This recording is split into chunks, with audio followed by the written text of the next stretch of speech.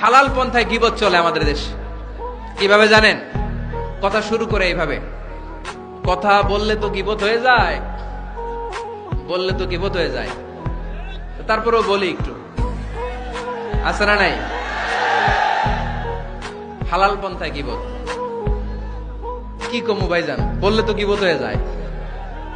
হালাল করতেছে এটা, হালাল হালাল হালাল না, বললে যদি গীবত হয়ে যায় তো বলবেন কেন?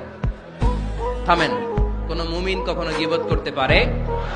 মেরাজের রাতে আল্লাহর হাবিব সাল্লাল্লাহু আলাইহি ওয়াসাল্লাম দেখলেন কিছু লোক লাহুম আযফারুন মিন নুহাস, তামার আগুন দিয়ে নখ বানানো, নখর ধারালো, ইয়াখদাশুনা বিহি উজুহাহুম ওয়া সুদুরাহুম, তারা তাদের নখ দিয়ে জাহান্নামে নিজের গালের গোশতগুলো, বুকের গোশতগুলো ছিঁড়ে ছিঁড়ে খাচ্ছে, আর তাদের ব্যথা যন্ত্রণা দেখে পুরো জাহান্নামের অন্য লোকরা থারথার করে কাঁপছে।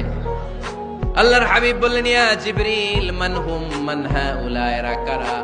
সাইয়েদনা জিবরিল বললেন, হুম আহলুল গীবাতি মিন উম্মতিক, এরা আপনার উম্মতের মধ্যে চায়ের দোকানে বসে বসে যারা গীবত করেছিল তারা।